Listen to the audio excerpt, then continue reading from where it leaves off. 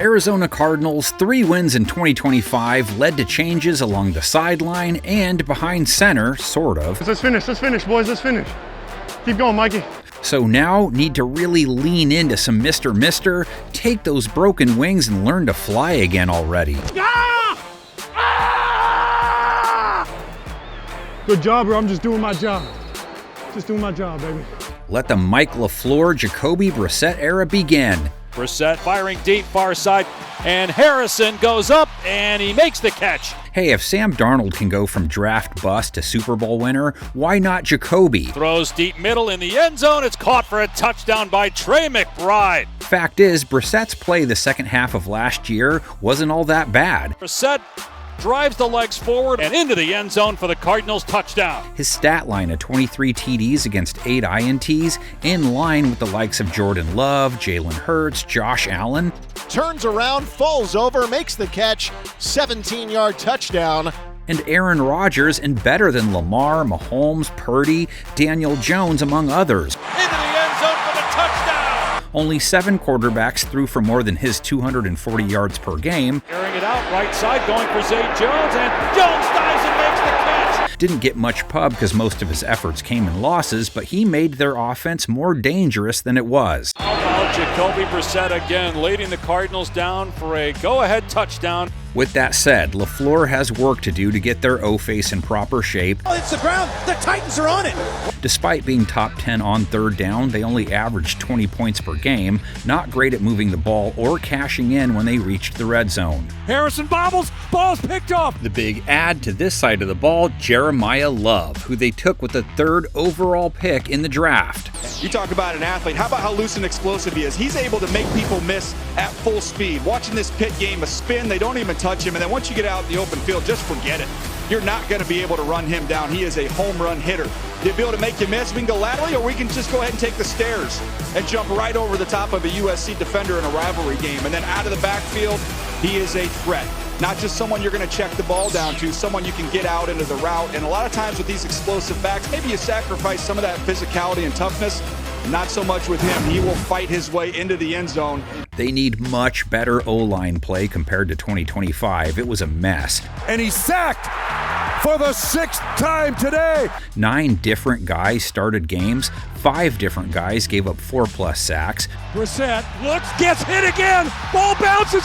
Right tackle Jonah Williams, 7.5 allowed. Team gave up a fat Albert, 59 total. Allowed the 4th highest pressure rate. Time it's a play action, but he runs right into Cam Jordan.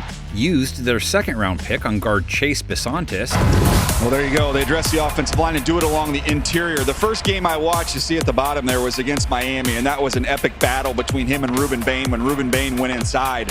A very competitive. Does not real long. He's got 31-inch arms. We talk a lot about the arm length in this year's draft, but he's got run power. He can get underneath your pads and drive you, and there's a ability at that 2nd level as an athlete to be able to adjust in space. They signed Isaac Seumalo to take over at guard, was with Pittsburgh last year. Picked up Elijah Wilkinson to take over right tackle.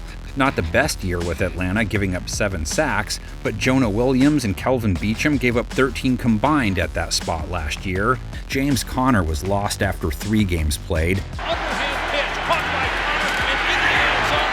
Touchdown, Arizona.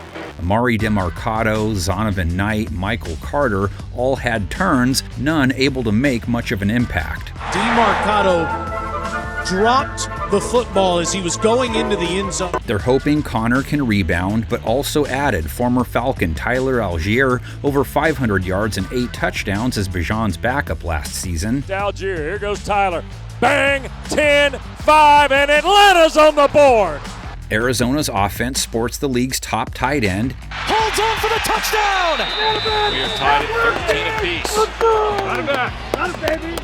It's safe to crown Trey McBride at this point, right? Caught on the goal line. Touchdown, Trey McBride. 1,100+ yards back-to-back seasons, more yards each year since hitting the scene in 2022. Throws right in the end zone. Caught for a touchdown by Trey McBride. Over 1,200 last year with the record-breaking 126 catches. Over the middle, into the end zone, into a tight window, McBride. No tight end has ever had more in a season. 11 touchdowns, first-team All-Pro. Looking up for the second time today. Brissett and McBride. Michael Wilson, a Jacoby fave, 540-plus yards his first 2 years, then over 1,000 in his year 3, 7 touchdowns. Michael Wilson doing what Michael Wilson does. Career high in scores and yards in his 3rd year. And it's a touchdown.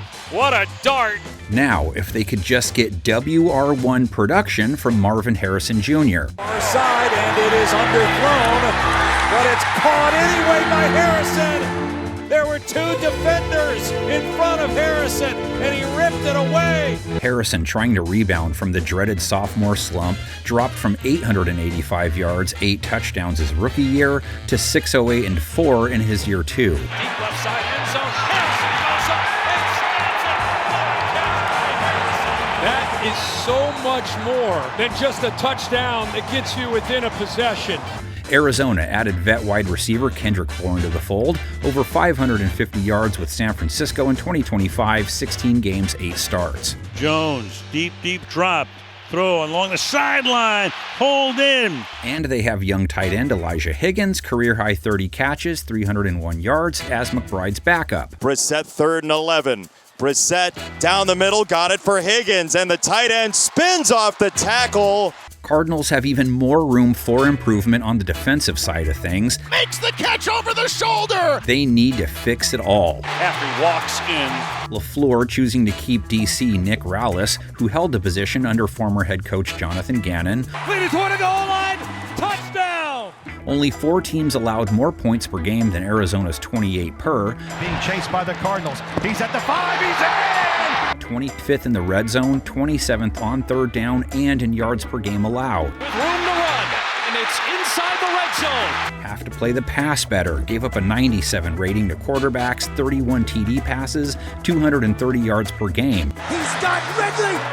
He's out of bounds inside the 20. They have a nice mix of vets and youth, but they need to play the pass better collectively. Throws back shoulder. It's JSN. Makes the catch. Safety Budda Baker gave up a rating over 100. He did make his 7th Pro Bowl in a row, though. 120 tackles, 100-plus tackles, 6 of his last 8 years. He had it, and then he went to the ground. Budda Baker ripped it out. We'll have a new starter next to him.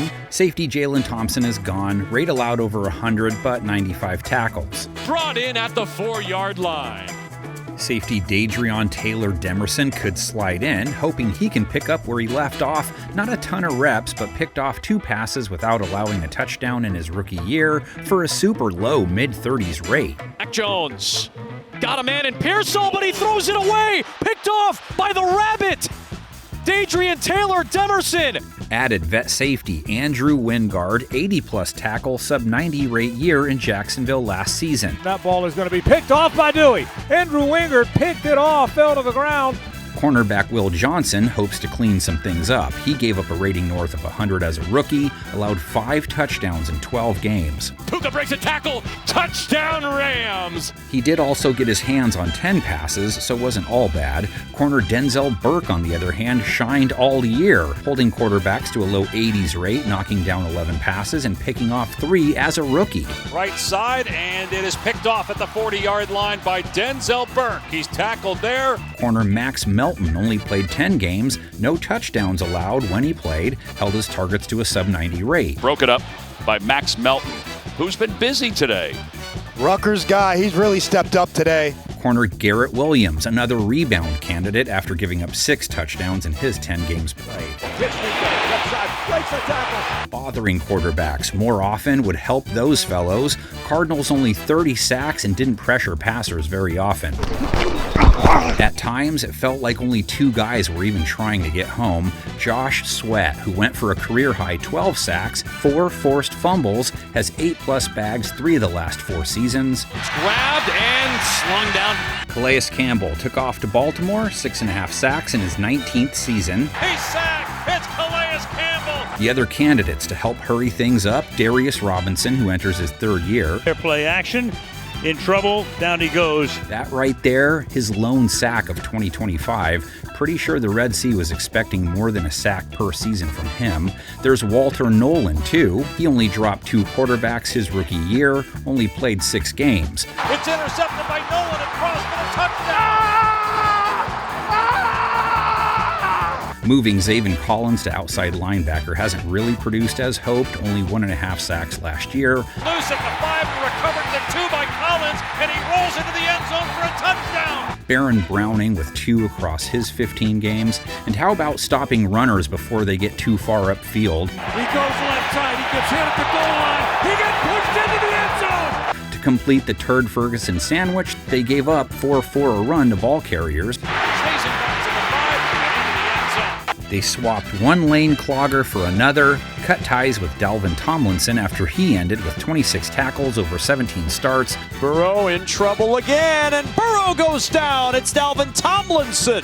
Brought Roy Lopez back, a 28-30 tackle guy the last 2 years, with Arizona in 2024, Detroit last year. Down he goes. Sack number 2 on the day for Detroit. It's Roy Lopez. Behind them at the inside linebacker spots, vet Mac Wilson, 60 tackles, an interception in 8 games. Jones rolls, throws, intercepted.